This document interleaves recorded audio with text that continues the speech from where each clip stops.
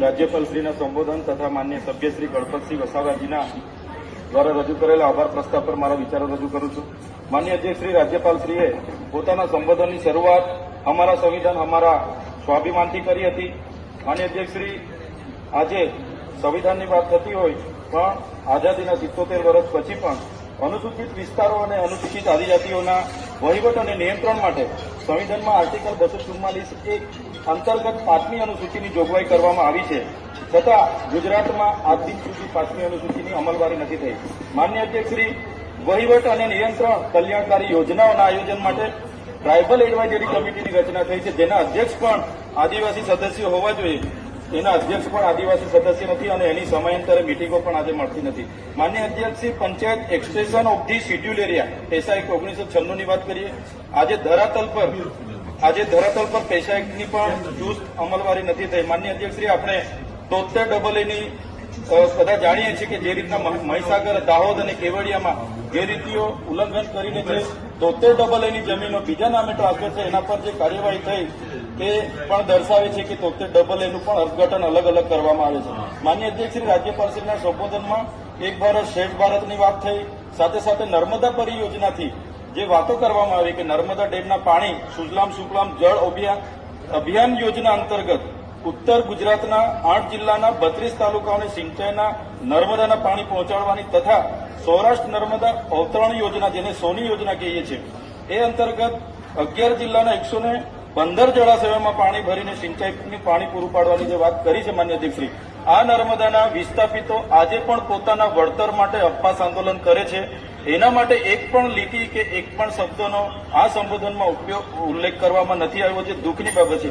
જે લોકોએ માન્ય અધ્યક્ષશ્રી જમીનો આપી છે, દેશના આઝાદીમાં એટલું બધું યોગદાન છે, દેશના વિકાસમાં એટલું બધું યોગદાન છે, એ વિસ્તારોમાં માન્ય અધ્યક્ષશ્રી આજે પણ આઝાદીના 78 વર્ષ પછી આજે અમારા જેવા ધારાસભ્ય શિક્ષકો માટે આંદોલનો કરવા પડે, શાળાઓ માટે આંદોલનો કરવા પડે, સિંચાઈના અને પીવાના પાણી માટે આંદોલનો કરવા પડે, રોડ રસ્તા માટે આંદોલનો કરવા પડે, તો ક્યાર સુધી અમે લડેંગે જીતેંગે, જિંદાબાદ મુર્દાબાદ, ક્યાં સુધી અમે આંદોલન નિવેદન કરીશું?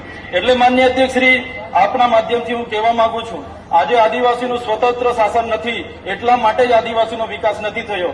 આવનારા દિવસોમાં આદિવાસીનું સ્વાયત્ત રાજ બને એના માટે બંધારણના પ્રાવધાન આર્ટિકલ 3 મુજબ અલગ ભીલ પ્રદેશ 29મું રાજ્ય દેશનું બને એની હું માંગ મૂકું છું. માન્ય અધ્યક્ષ, ભીલ પ્રદેશ હતો જેને રાજસ્થાન, મહારાષ્ટ્ર અને મધ્યપ્રદેશ ગુજરાતમાં વિભાજિત કરવામાં આવ્યો છે, એ અમારો અધિકાર છે, એ અમે લઈને રહીશું. માન્ય અધ્યક્ષશ્રી, પ્રવચન પૂરું થાય છે. માન્ય સભ્યશ્રી શિવાભાઈ ગોહિલ, આપનું પ્રવચન પૂરું થાય છે. શિવાભાઈ ગોહિલ, 2 મિનિટ શિવાભાઈ. માન્ય સભ્યશ્રીએ જે રાજ્યપાલશ્રીના સંબોધન તથા માન્ય સભ્યશ્રી ગણપતસિંહ વસાવાજીના દ્વારા રજૂ કરેલા આભાર પ્રસ્તાવ પર મારા વિચારો રજૂ કરું છું. માન્ય અધ્યક્ષ શ્રી રાજ્યપાલશ્રીએ પોતાના સંબોધનની શરૂઆત અમારા સંવિધાન અમારા સ્વાભિમાનથી કરી હતી. માન્ય અધ્યક્ષ શ્રી, આજે સંવિધાનની વાત થતી હોય પણ આઝાદીના 77 વર્ષ પછી પણ અનુસૂચિત વિસ્તારો અને અનુસૂચિત આદિજાતિઓના વહીવટ અને નિયંત્રણ માટે સંવિધાનમાં આર્ટિકલ 244(1) અંતર્ગત 5મી અનુસૂચિની જોગવાઈ કરવામાં આવી છે. છતાં ગુજરાતમાં આજ દિન સુધી 5મી અનુસૂચિની અમલવારી નથી થઈ.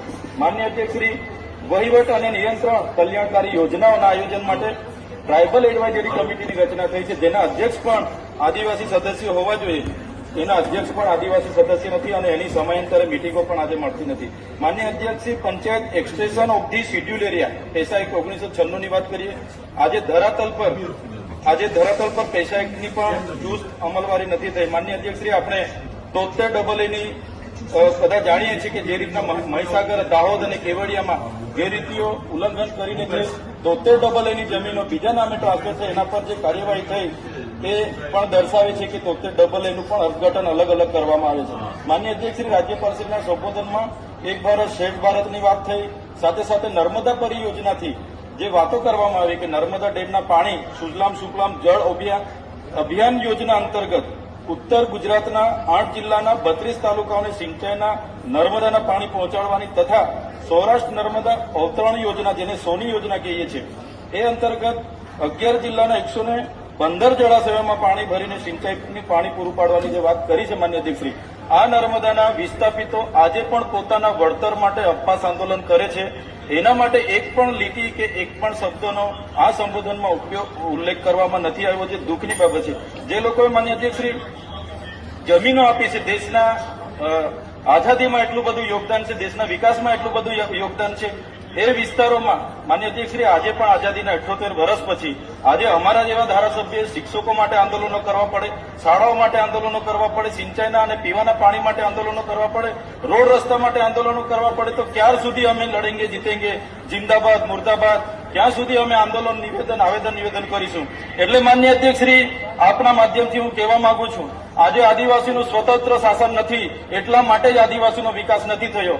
આવનારા દિવસોમાં આદિવાસીનું સ્વાયત્ત રાજ બને એના માટે બંધારણના પ્રાવધાન આર્ટિકલ 3 મુજબ અલગ ભીલ પ્રદેશ 29મું રાજ્ય દેશનું બને એની હું માંગ મૂકું છું. માન્ય અધ્યક્ષ, ભીલ પ્રદેશ હતો જેને રાજસ્થાન, મહારાષ્ટ્ર અને મધ્યપ્રદેશ, ગુજરાતમાં વિભાજિત કરવામાં આવ્યો છે, એ અમારો અધિકાર છે, એ અમે લઈને રહીશું. માન્ય અધ્યક્ષશ્રી, આપનું પ્રવચન પૂરું થાય છે. માન્ય સભ્ય શ્રી શિવાભાઈ ગોહિલ, આપનું પ્રવચન પૂરું થાય છે. શિવાભાઈ ગોહિલ,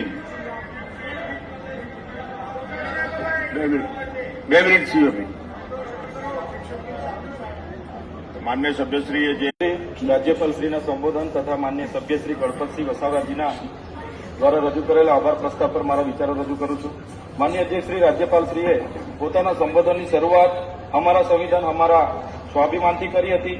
માન્ય અધ્યક્ષશ્રી, આજે સંવિધાનની વાત થતી હોય પણ આઝાદીના 77 વર્ષ પછી પણ અનુસૂચિત વિસ્તારો અને અનુસૂચિત આદિજાતિઓના વહીવટ અને નિયંત્રણ માટે સંવિધાનમાં આર્ટિકલ 244(1) અંતર્ગત 5મી અનુસૂચિની જોગવાઈ કરવામાં આવી છે, છતાં ગુજરાતમાં આજ દિન સુધી 5મી અનુસૂચિની અમલવારી નથી થઈ. માન્ય અધ્યક્ષશ્રી, વહીવટ અને નિયંત્રણ કલ્યાણકારી યોજનાઓના આયોજન માટે ટ્રાયબલ એડવાઇઝરી કમિટીની રચના થઈ છે, જેના અધ્યક્ષ પણ આદિવાસી સદસ્યો હોવા જોઈએ. એના અધ્યક્ષ પણ આદિવાસી સદસ્ય નથી અને એની સમયાંતરે મિટિંગો પણ આજે મળતી નથી. માન્ય અધ્યક્ષશ્રી, panchayat extension of the schedule area પૈસા એક્ટ 1996 ની વાત કરીએ. આજે ધરાતલ પર પૈસા એક્ટની પણ ચુસ્ત અમલવારી નથી થઈ. માન્ય અધ્યક્ષશ્રી, આપણે 73AA ની બધા જાણીએ છીએ કે જે રીતના મહીસાગર, દાહોદ અને કેવડિયામાં ગેરરીતિઓ ઉલ્લંઘન કરીને જે 73AA ની જમીનો બીજા નામે ટ્રાન્સફર છે, એના પર જે કાર્યવાહી થઈ એ પણ દર્શાવે છે કે 73AA નું પણ અર્થઘટન અલગ અલગ કરવામાં આવે છે. માન્ય અધ્યક્ષશ્રી, રાજ્યપાલશ્રીના સંબોધનમાં એક ભારત શ્રેષ્ઠ ભારતની વાત થઈ, સાથે સાથે નર્મદા પરિયોજનાથી જે વાતો કરવામાં આવી કે નર્મદા ડેમના પાણી સુજલામ સુફલામ જળ અભિયાન યોજના અંતર્ગત ઉત્તર ગુજરાતના 8 જિલ્લાના 32 તાલુકાઓને સિંચાઈના નર્મદાના પાણી પહોંચાડવાની તથા સૌરાષ્ટ્ર નર્મદા અવતરણ યોજના, જેને સોની યોજના કહીએ છીએ, એ અંતર્ગત 11 જિલ્લાના 115 જળાશયોમાં પાણી ભરીને સિંચાઈની પાણી પૂરું પાડવાની જે વાત કરી છે. માન્ય અધ્યક્ષશ્રી, આ નર્મદાના વિસ્થાપિતો આજે પણ પોતાના વળતર માટે ઉપવાસ આંદોલન કરે છે.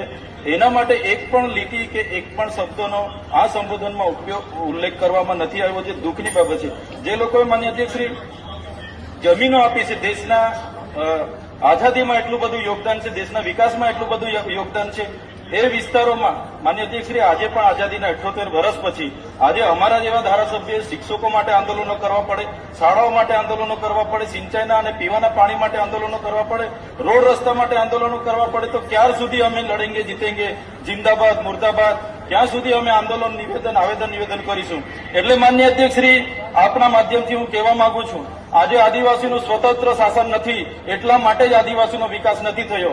આવનારા દિવસોમાં આદિવાસીનું સ્વાયત્ત રાજ બને એના માટે બંધારણના પ્રાવધાન આર્ટિકલ 3 મુજબ અલગ ભીલ પ્રદેશ 29મું રાજ્ય દેશનું બને એની હું માંગ મૂકું છું. માન્ય અધ્યક્ષ, ભીલ પ્રદેશ હતો જેને રાજસ્થાન, મહારાષ્ટ્ર અને મધ્યપ્રદેશ, ગુજરાતમાં વિભાજિત કરવામાં આવ્યો છે, એ અમારો અધિકાર છે, એ અમે લઈને રહીશું. માન્ય અધ્યક્ષશ્રી, આપનું પ્રવચન પૂરું થાય છે. માન્ય સભ્યશ્રી શિવાભાઈ ગોહિલ, આપનું પ્રવચન પૂરું થાય છે. શિવાભાઈ ગોહિલ,